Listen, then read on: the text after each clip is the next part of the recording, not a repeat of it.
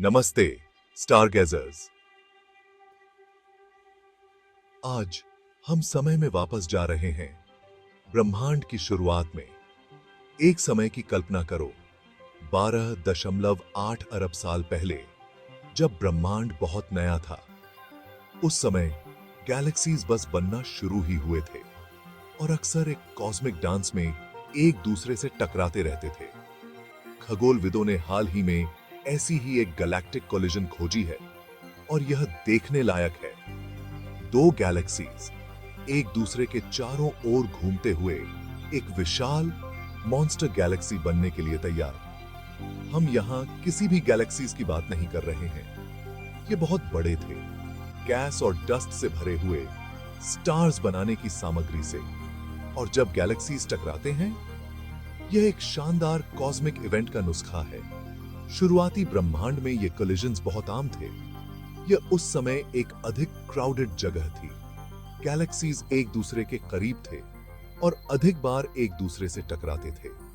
यह particular galactic collision खास है। यह हमें यह समझने में मदद कर रहा है कि सबसे पहले मॉन्स्टर गैलेक्सीज कैसे बने। ये शुरुआती ब्रह्मांड के बेहीमोथ्स थे जो आज हम अपने आसपास देखते हैं, उससे कहीं बड़े और चमकीले थे। तो तैयार हो जाइए, हम ब्रह्मांड के किनारे की यात्रा करने वाले हैं और एक मॉन्स्टर के जन्म को देखने वाले हैं। इसकी कल्पना करो, दो स्पाइरल गैलेक्सीज, प्रत्येक के केंद्र में एक सुपर मैसिव ब्लैक होल है। जैसे जैसे ये गैलेक्सीज करीब आते हैं, उनका ग्रेविटी एक दूसरे को अपनी ओर खींचने लगता है। नृत्य शुरू होता है। स्टार्स और गैस क्लाउड्स इधर उधर फेंके जाते हैं, जिससे गैलेक्सीज के बीच शानदार पूंछ और पुल बनते हैं। यह कोई क्विक वॉल्स नहीं है, यह एक धीमा कॉस्मिक टैंगो है जिसे पूरा होने में बिलियनों साल लग सकते हैं। जैसे जैसे गैलेक्सीज करीब आते हैं, उनके गैस क्लाउड्स टकराते हैं। यह कॉस्मिक क्रैश स्टार फॉर्मेशन के एक विस्फोट को ट्रिगर करता है, जिससे लाखों नए स्टार्स बनते हैं। यह गैलेक्टिक स्केल पर होने वाले आतिशबाजी के प्रदर्शन जैसा है। यह सारी एक्टिविटी गैलेक्सीज के केंद्रों में मौजूद सुपर मैसिव ब्लैक होल्स पर गहरा प्रभाव डालती है।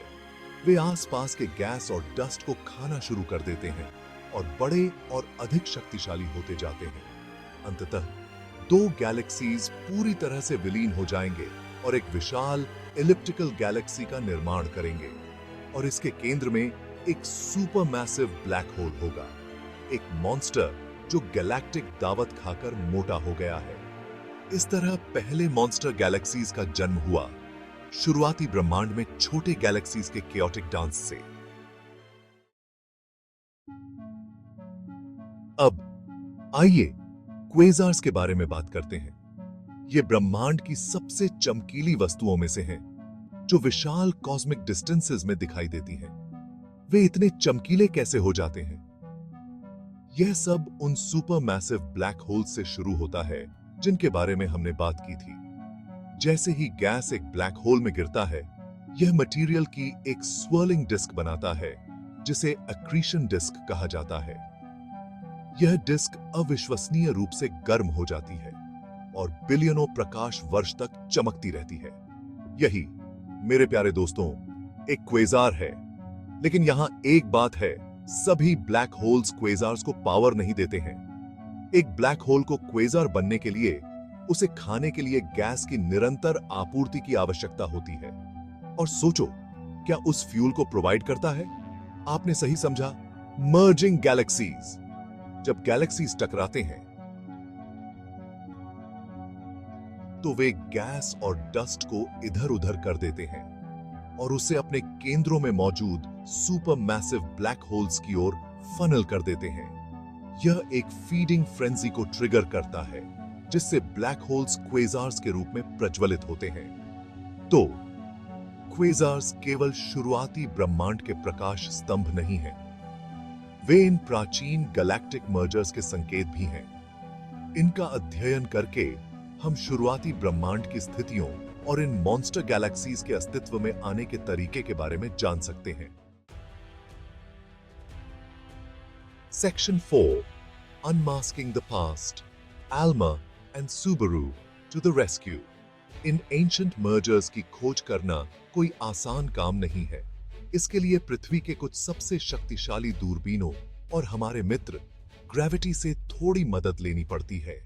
इन दूर के क्वेज़ार्स को खोजने के लिए खगोलविदों ने एटाकामा लार्ज मिलीमीटर सब मिलीमीटर अरे या एल्मा का रुख किया। अब एल्मा चिली में दूरबीनों का एक नेटवर्क है जो रेडियो वेव्स में ब्रह्मांड को ऑब्जर्व करता है। ये वेव्स उस गैस और डस्ट में पेनिट्रेट कर सकते हैं जो शुरुआती ब्रह्मांड के बारे में हमारे विचार को ऑब्स्क्योर करते हैं। एल्मा का उपयोग करते हुए खगोलविदों को एक नहीं बल्कि 2 क्वेज़ार्स मिले जो अविश्वसनीय रूप से एक दूसरे के करीब दिखाई दे रहे थे।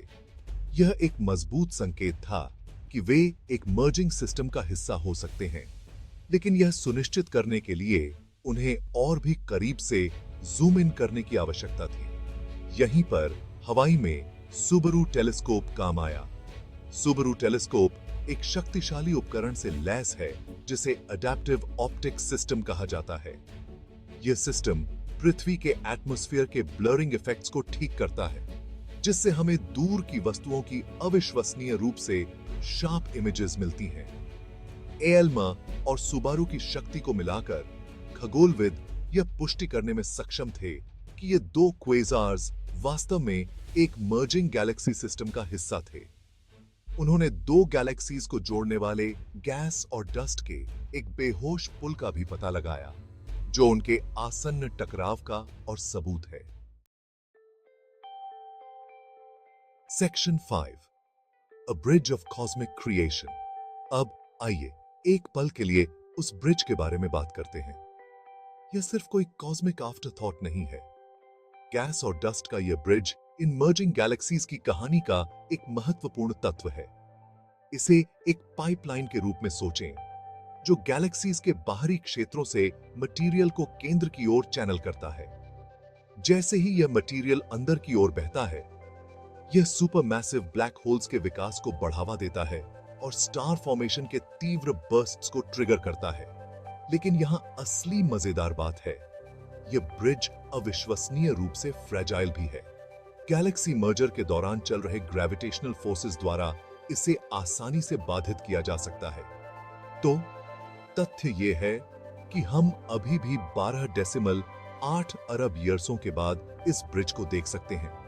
हमें बताता है कि यह मर्जर अभी भी अपने शुरुआती चरण में है। यह ऐसा है जैसे सृजन के कार्य में ब्रह्मांड की एक झलक मिल रही हो, उन प्रक्रियाओं को देख रहे हों जिन्होंने ब्रह्मांड को आकार दिया, जैसा कि हम जानते हैं। Section 6, A blaze of glory, starburst in the early universe। तो इन गैलेक्टिक डांसर्स के लिए आगे क्या है? अगले कुछ अरब ईयर्सों में वे 2 गैलेक्सीज एक दूसरे के करीब आते रहेंगे। गैस और डस्ट का ब्रिज छोटा होता जाएगा और 2 गैलेक्सीज के बीच इंटरेक्शन और भी तीव्र होता जाएगा। इससे और भी अधिक स्टार फॉर्मेशन होगा, जो प्रकाश और ऊर्जा का एक चमकदार प्रदर्शन तैयार करेगा।